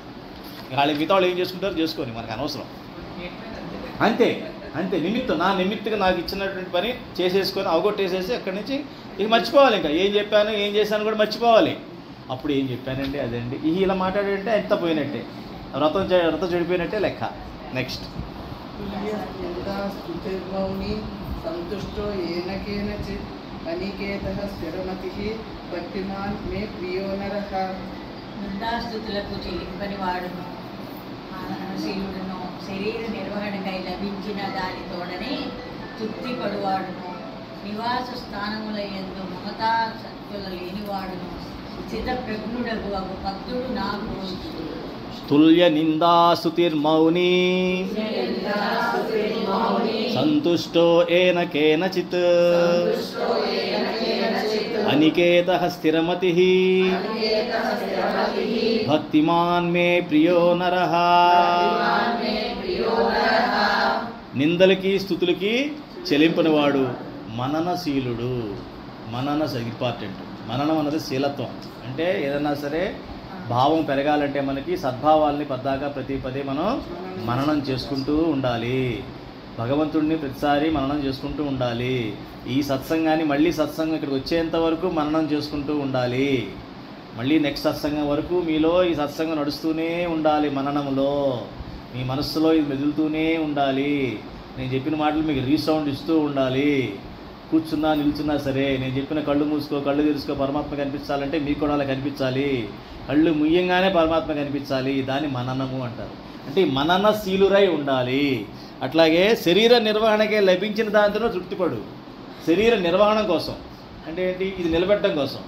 అంతేగాని దీని ఊరినే డెకరేషన్ చేయడం కాకుండా దీన్ని నిలబెట్టడం కోసం ఎంతవరకు అవసరమో అంతవరకే నువ్వు తృప్తిపడి. కానీ ఇంకా ఎక్కువ కావాలి, అసంతృప్తి అన్నది ఉండడానికి వీలేదు శరీరం విషయంలో. అలాగే నివాస స్థానంలో ఏంది మమతాశక్తిని వదలాలి. అంటే నివాస స్థానం మీద పదే మనం యొక్క భ్రమ ఉందనుకోండి, అక్కడే పుడతారు మళ్ళీ. బెల్లో, దోమో, బొద్దింకో, అదే ప్రాబ్లం అవుతుంది. చెప్తున్నాను, అంత ఓవర్గా పెట్టుకోకూడదు. నువ్వు నిద్ర కోసం వెళ్ళు, తిను, అంతే. నీ యొక్క కర్తవ్య నిర్వహణ కోసం అదొక స్థావరం. ఎండ వర్షాల నుంచి నీకు జస్ట్ అదొక రక్షణ. ఏదో భగవంతుడు ఆ మాత్రం నీకు ఇచ్చాడు. దాని అంతే కదా. శరీరాలు ఊరే సుఖ పెట్టేసామనుకో, ఆ సుఖం కోసం ఏం చేస్తుంది? ఈ నివాసమే నా యొక్క ఇంద్రభవనం, ఈ నివాసమే భగవంతుడి ధామం అని అనుకుంటూ దానికి అటాచ్ అయిపోయామనుకో, మరి అక్కడే పుట్టాలి కానీ ఇంకో రకంగా పుట్టాల్సి వస్తుంది. లేనిపోని బాధలు ఇవ్వండి. వాళ్ళకి తరిమి కొడుతూ ఉంటారు. ఇది నా ఇల్లు అంటుంటాను బల్లిగా ఉంటే. ఇది నీ ఇల్లు ఏంట్రా, నా ఇల్లు ఇప్పుడు పో బయట అంటుంటాం మనం. అదే అంటే నివాస స్థానాల ఎంతో ఆసక్తి ఉండకుండా స్థితప్రజ్ఞుడిగా ఉండాలి. స్థితప్రజ్ఞుడు అంటే గుణాతీత సత్పురుషులాగా ఉన్నట్లయితే నాకు ఇష్టడు. చదవండి ఆఖరి శ్లోకం. ఏతు ధర్మ్యం ఏతు ధర్మ్యామృతమిదం యదోక్తం పర్యుపాసతే శ్రద్ధదానా మత్పరమా భక్తాస్తే తీవమే ప్రియః. ఉపనిషత్ ధర్మామృతమును సేవించుతూ పైన పేర్కొనబడిన ఉత్తమ గుణములను కలిగియండి. నిష్కామ భక్తి శ్రద్ధలతో మత్పరాయణులైన భక్తులు నాకు అత్యంత ప్రియులు. ఏతు ధర్మ్యామృతమిదం యథోక్తం పర్యుపాసతే శ్రద్ధధానా మత్పరమా భక్తాస్తే ఇవ మే ప్రియాః. అది కాబట్టి ఇప్పటివరకు నేనైతే ఏదైతే భక్తుల లక్షణాలు మీకు చెప్పుకుంటూ వచ్చానో ఉపరయుక్త ధర్మ అమృతం అని చెప్పాడు ఆయన్ని. ఇప్పటివరకు చెప్పిన ధర్మాన్ని ఏమన్నాడు ఆయన? ఎందుకన్నాడు అమృతం అని? నిన్ను మృత్యువు నుంచి బయటపడేస్తుందని. మృత్యు అంటే ఏమిటి? సంసార చక్రంలో ఉండడమే మృత్యువు. మృత్యు అంటే అర్థం ఏంటంటే జన్మ మరణం, జన్మ మృత్యు సంసార చక్రం నుంచి బయటపడేయడాన్ని మృత్యువు లేకుండా చేయడం అని ఏమన్నాడు? ఉపరయుక్త ధర్మ అమృతము. ఈ దాన్ని కనుక మీరు ఫాలో అయినట్లయితే, ఆచరించినట్లయితే అది అమృతం కింద లెక్క. అది మీకు ఈ సంసార చక్రం నుంచి బయట పడేస్తుంది. ఆ అమృతాన్ని సేవిస్తూ నిష్కామ భక్తి శ్రద్ధలతో మత్పరాయణులై నన్ను మాత్రమే ఆశ్రయించిన భక్తులు నాకు అత్యంత ప్రియులు. కాబట్టి ఈ యొక్క భక్తి యోగము చాలా చాలా మనకు ఉపయుక్తమైందమ్మా. దీన్ని ప్రతిరోజు చదవండి. చిన్న చాప్టర్ ఇచ్చారు, అందుకే పరమాత్మ భక్తుల కోసం కేటాయించినటువంటి అధ్యాయం ఇది. పదే పదే మీరు ఈ ఆడియో ఎన్నిసార్లు వింటే మీకు అంత మంచిది. ప్లస్ ఈ యొక్క శ్లోకాలు చదువుతూ మన ఆడియో వింటూ ఉంటే ఇక్కడ ఈ సత్సంగంలో, భక్తి యోగ సత్సంగంలో ఉన్నట్టుగా మీకు అనుభూతి కలుగుతుంది. ఆ అనుభూతిని అలాగే మీరు మెయింటైన్ చేస్తూ ఆచరణలో పెట్టడానికి ప్రతి క్షణం ప్రయత్నించండి. చేసినట్లయితే ఈ ఒక్క అధ్యాయం చాలు మీకు. మొత్తం భగవద్గీతలో భక్తులు అన్న వాళ్ళకి ఇదే మనకి మూలము, ఇదే మనకి ఆధారము, ఇదే మనకి ప్రాణము, ఇదే మనకి ప్రాణము. ప్రాణం లేదే మనం క్షణం కూడా ఎలా ఉండలేమో దీన్ని ఆచరిస్తేనే మనం ఈ సత్సంగంలో కానీ, ఆధ్యాత్మికంలో కానీ, పరమాత్మలో కానీ నివసించగలుగుతాము. లేకపోతే నివసించకుండా అక్కడి నుంచి వెళ్ళిపోతాం. చదవండి. ఓం తత్సదితి శ్రీమద్భగవద్గీతాసు ఉపనిషత్సు బ్రహ్మ విద్యాయాం యోగశాస్త్రే శ్రీకృష్ణార్జున సంవాదే భక్తి యోగో నామ ద్వాదశోధ్యాయః. చదవండి శాంతి పాఠం. ఓం సహనా భవతు సహనౌ భునక్తు సహ వీర్యం కరవావహై తేజస్వినావధీతమస్తు మా విద్విషావహై. ఓం శాంతి శాంతి శాంతి. యదక్షరపదభ్రష్టం ప్రాహీనం చ యద్భవేత్ సత్వం సంయతాం దేవా నారాయణ నమోస్తుతే. కాయేన వాచా మనసేంద్రియైర్వా బుద్ధ్యాత్మనా వా ప్రకృతే స్వభావాత్ కరోమి యద్యత్ సకలం పరస్మై నారాయణాయేతి సమర్పయామి. శ్రీనారాయణాయేతి సమర్పయామి. జై శ్రీరామ్, జై శ్రీకృష్ణ, జై స్వామినారాయణ.